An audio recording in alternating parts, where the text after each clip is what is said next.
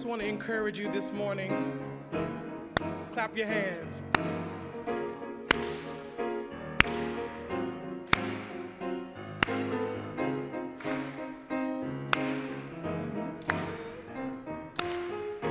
I was down to my last dime, but Jesus stepped in right on time.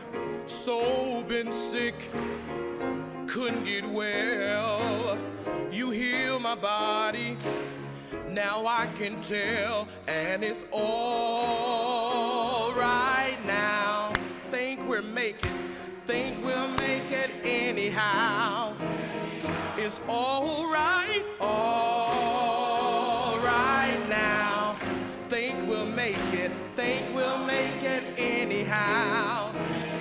Listen, I was lost without a friend, but then I met Jesus and he took me in.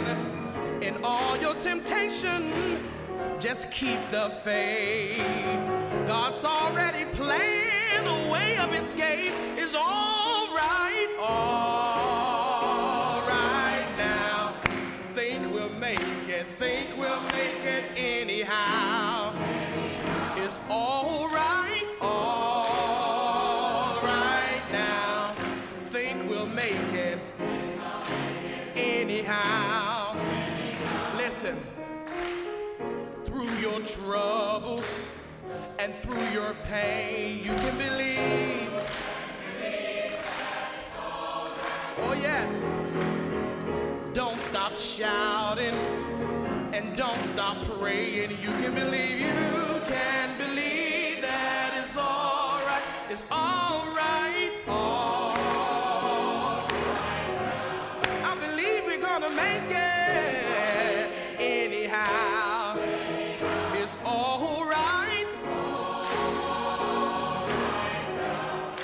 Think you'll make it anyhow. I'll say I'll make it. Yes, we will. Just keep on fighting. You're gonna make it. No matter what comes, no matter what goes, just keep on believing.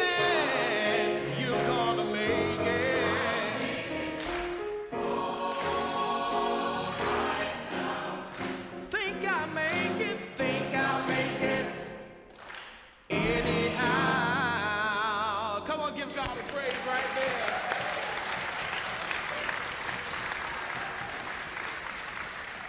Let's give this amazing choir director and David and Ed a hand. Thank you, choir. Pray with me. Now let the words of my mouth, the meditation of my heart be acceptable in thy sight. God, you alone are my rock and my redeemer. Memorial Church, I have dreams, hopes, and visions. Dreams of a day when bigotry is swallowed up in love. Hopes of a day when Sunday morning is no longer the most segregated hour. Visions of the people of God coming out of their denominational silos and dancing to the beat of justice and the melody of peace. I have dreams, hopes, and visions. Dreams where we come down from our lofty pulpits and into the streets where the poor and the oppressed reside. Hopes of a church that removes judgment and offers healing, transformation, and change. A vision where the Spirit of God moves upon us and shifts us out of our norms and status quos. I have dreams, hopes, and visions. However, hope, dreams, and visions at times are daunting and difficult to find. How does one hope in a world that is filled with terror and pain? How does one dream when children and women and men are dying in Gaza and Israel? How does one envision a better world when we continue to grieve the senseless acts of violence in our nation and world? How does one have hope in the face of hatred, oppression, and bigotry? How does one dream in the face of injustice, violence, and despair? How does one envision a more just society when authorities continue to legislate evil and keep people poor? How does one dream when the nightmares of social dysfunction, discrimination, marginalization, and evil haunt the fabric of our democracy, yet I still choose to dream? Yet God calls us to have courage, to have hope, to dream and envision of a better world. Hope, dreams, and visions are not mere platitudes. They do not negate grief, pain, or suffering. Rather, hope and dreams are not ways to escape the hard work of justice. Rather, hope, dreams, and visions are God's invitation to stand up to the structures and systems of injustice and offer an alternative reality of love. Hopes, dreams, and visions beckon the souls of humanity to believe that pain and suffering will not have the final word. Hope, dreams, and visions, though at times are difficult to grasp, are the calming streams in the face of discord, disorder, dis-ease, and danger. Hope, dreams, and visions are the piercing lights that make their way through evil and darkness. Hope, dreams, and visions are strange and difficult paradoxes in the face of suffering, yet it constrains us to dare to imagine a different world.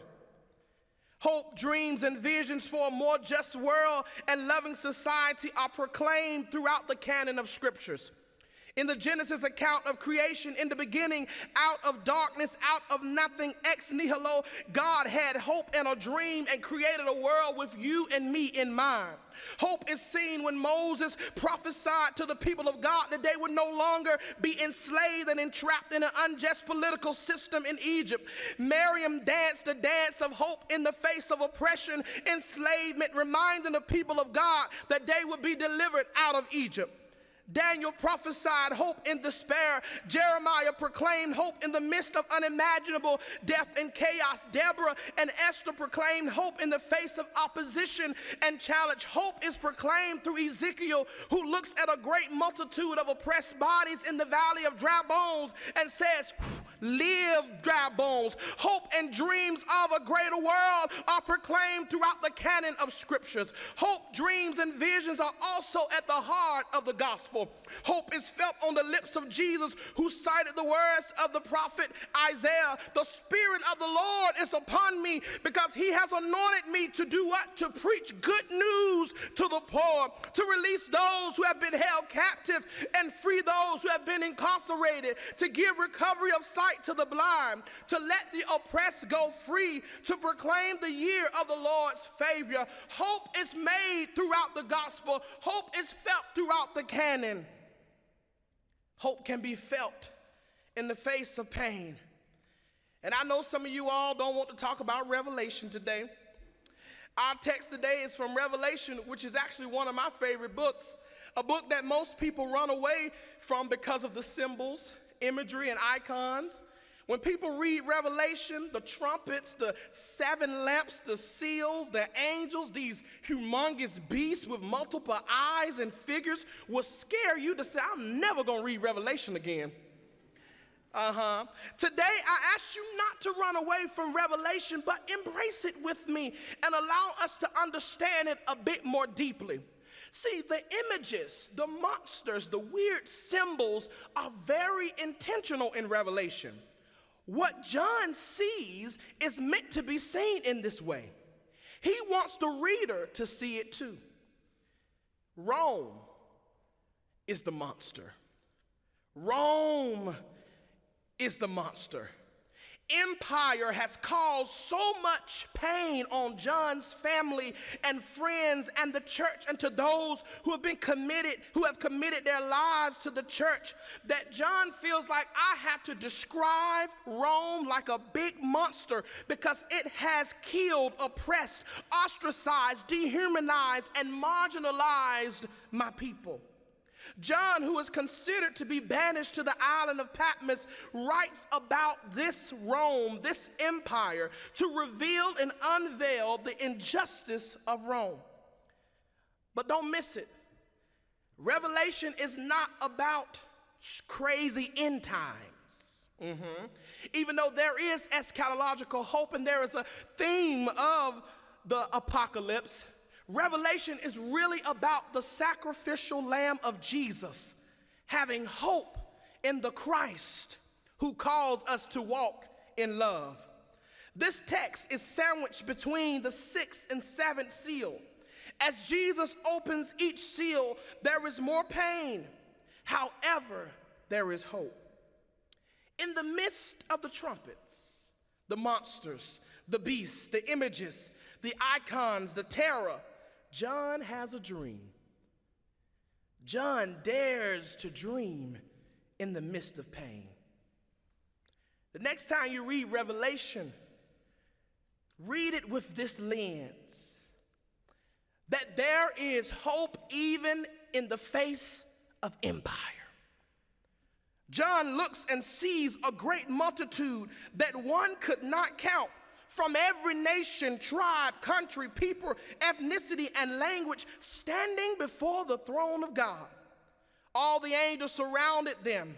And then one of the elders asked, "These in white robes, who are they? And where did they come from?"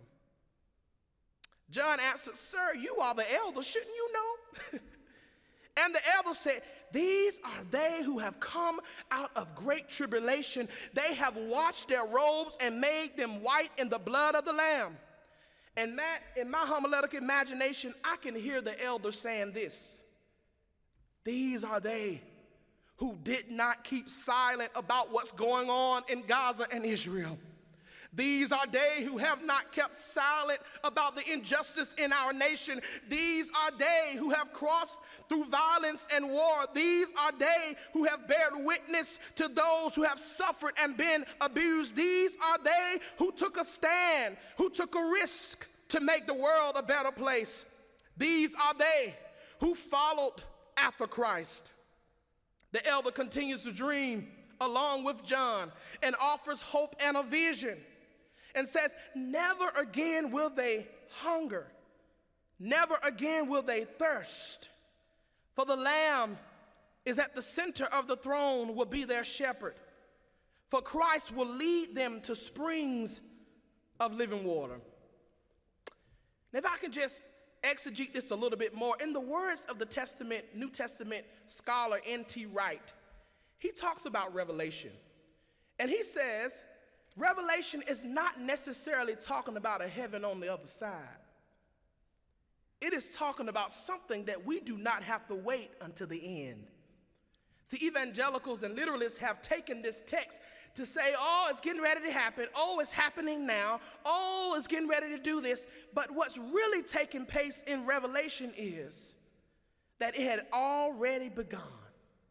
Christ had invited those who would be a part of the people of the way to participate in standing up against injustice. Heaven in Revelation is not way over yonder, but it's making heaven come down right here. Heaven for the poor, heaven for the outcast, heaven for those who are marginalized.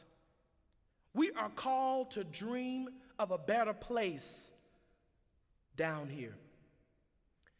As I go to my seat today, in the Christian calendar, we celebrate All Saints' Day, a day where we remember the saints who have transitioned from this world to eternity. We remember those who were dear to our hearts. We remember those who committed their lives to love and dared to dream for a better world. We remember those who were examples, like John, imagine a better world. Those who made a way for us so that we may also become saints. Saints who hope, dream, and envision a better world. I leave you with this story. The South African writer Oliver Schreiner tells the story about locusts. She observes locusts going to the river. The first locust goes to the river and is swept away by the current. Another comes and makes a track to the river's edge and is swept away and is heard no more. But eventually, Insects come together and build upon each other and build a bridge to the other side. Oliver Schreiner makes a statement, but what happened to those who came first and were swept away by the current and left on the cutting room floor of history? They made a track to the river's edge so that someone else would have the possibility to make it to the other side. They made a way for someone else. So as I go to my seat, Memorial Church, keep dreaming. Like John, keep making a way for other people. Continue to cast visions of love, justice, peace, and equality. Continue to dream of a better day even when you're sad, even when you're grieving, even when it appears that there is no hope. Continue to dare to become modern day saints and continue to do what those who have gone on before us did. Make a way for others to make it to the other side. Amen.